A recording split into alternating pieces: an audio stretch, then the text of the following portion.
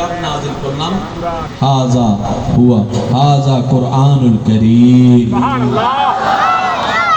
স্কুলের কিতাবের নাম কি? কোরআন। কোরআন জোরে বলেন, স্কুলের কিতাবের নাম কি?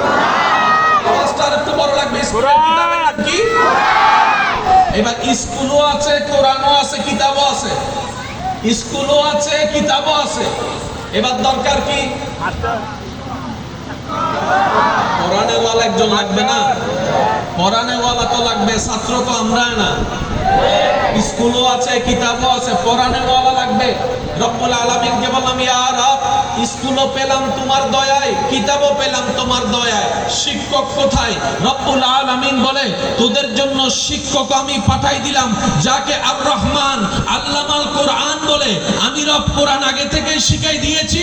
ওয়ামা আরসালনাকা ইল্লা রাহমাতাল লিল আলামিন বলে তোদের জন্য রহমত করে পাঠাই দিয়েছি। ওই শিক্ষক হচ্ছে নবী রাহমাতুল লিল আলামিন। এবার বলেন, জান্নাতে যাওয়ার ইচ্ছা যাদের, তারা একটু আওয়াজ দিয়ে বলেন, স্কুল আছে না নাই? কিতাব আছে না নাই? শিক্ষক আছে না নাই? এবার দরকার কি? শিক্ষকটা আছে, কিতাবও, স্কুলও। এবার দরকার কি? ছাত্র। ছাত্র। এবার দরকার কি? কিন্তু ছাত্র তো নাই। ছাত্র তো আছে সাত দোকানে মানুষের নামে বদনাম করতে। বুঝাতে পারি না মনে কথাটা। এবার কি দরকার? ছাত্র বলে না, এবার কি দরকার? ছাত্র তো আছে আজানের টাইমে খেলার মাঠে। ছাত্র তো আছে গার্লস স্কুলের সামনে। ছাত্র তো আছে ফেসবুকের ভিতরে। ছাত্র তো আছে গাজার ভিতরে। ছাত্র তো আছে টাঙ্গি মারার ভিতরে। ছাত্র তো আছে মানুষের নামে ফিল লাগার ভিতরে। ছাত্র তো আছে ফিল লাগাই মানুষের বিয়ে ভাঙার ভিতরে। ছাত্র তো আছে কার ঘরে দরজা ফুটা হয়ে গেছে বন্যার দিতে। ছাত্র তো আছে কার ঘরে কি জামিলা এলাকার মধ্যে সেগুলো বই বেড়াতে। ছাত্র তো আছে দুবাইয়ের ভিতর ফেস লাগাইয়া মামলার মধ্যে বাজাই দিতে। স্কুলে তো ছাত্র তাহলে দোষ হচ্ছে স্কুলের না, আমি বলবো না। তাহলে দোষ হচ্ছে স্কুলের না, না দোষ হচ্ছে তাহলে কিতাবের।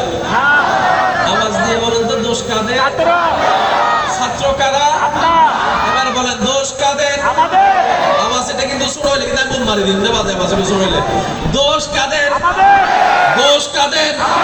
ব্যর্থতা কাদের? সেজন্য সিটাঙের ভাষায় একটা কথা আছে, আমরা অনেক সময় অতি চালাকি নিজের পায়ে নিজে কুড়াল মারে। আর যে নিজের পায়ে নিজে কুড়াল মারে তার বাপও তার উপকার করতে পারে না। সেজন্য নিজে বাঁচলে বাপের নাম, নিজে বাঁচলে বাপের নাম। আল্লাহর কোরআনও একই কথা বলে, কু আনফুসাকুম, আগে নিজে বাঁচো। চিৎকার দিয়ে বলেন না সুবহানাল্লাহ। এবার বলেন, আমি আপনাদের আজকের ওয়াজ চলবে 20-80, আমি বলবো 20, আপনারা বলবেন 80। রাজি আছেন না নাই? আল্লাহর সৃষ্টিতে শ্রেষ্ঠ কি, গরু, ছাগল না মানুষ? আরো জোরে বলেন। আল্লাহর সৃষ্টিতে মানুষের চাইতে শ্রেষ্ঠ আর কিছু হতে পারে না। আশরাফুল মাখলুক, কোনো সন্দেহ। মাইকের আওয়াজ এই মুহূর্তে যতদূর যাচ্ছে, যে যেখান থেকে শুনছেন গভীর মনোযোগ। বলা তো যায় না কোন কথায় কার দিল পরিবর্তন হয়ে কাজও লেগে যেতে পারে। পারে কি পারে না? আচ্ছা, আমি আপনাদের কাছে একটু প্রশ্ন করব, আপনারা একটু বুঝে শুনে উত্তর দিবেন। এমন ভাবে উত্তর দিবেন আওয়াজটা যেন এখান থেকে এসে মাইক হয়ে বাহির পর্যন্ত পৌঁছায়। পারবেন ইনশাআল্লাহ? আল্লাহ যাদেরকে সবচাইতে বেশি ভালোবেসে সৃষ্টি করেছেন, এটার নাম হচ্ছে মানব জাতি। আল্লাহ যাকে সৃষ্টি জগতের একদম মাথার তাজ বানিয়েছেন, সেটা হচ্ছে মানব জাতি।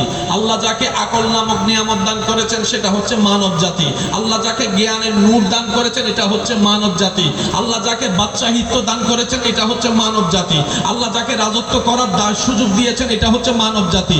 আল্লাহ যে সৃষ্টিকে অন্য কিছু বানানোর ক্ষমতা দিয়েছেন, মানব জাতি।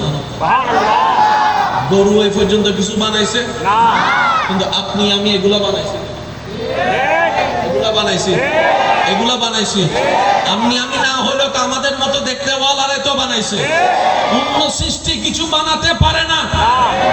আম গাছে শুধু আমই দিতে পারে, জাম দিতে পারে না।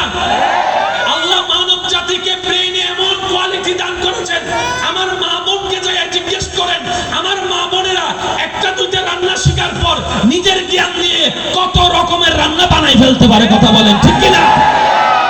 আল্লাহ প্রদত্ত দয়া, আল্লাহ দয়া করে শ্রেষ্ঠ বানিয়েছেন।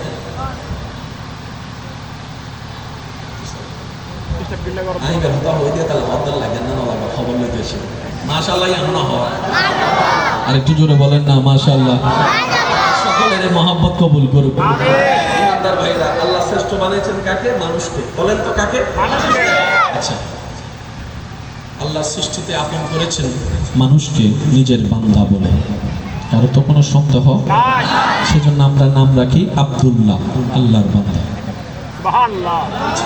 এবার আমি আপনাদের কাছে কিছু প্রশ্ন করে আপনারা একটু উত্তর দেন। একজন ইমাম সাহেবের ছেলে রাস্তায় দাঁড়াইয়া মায়ে মানুষকে টিজিং করা মানায় না? কারণ উনি কার ছেলে? ইমামের ছেলে। মাশাআল্লাহ, ইমাম সাহেবের ছেলে রাস্তায় টিজিং।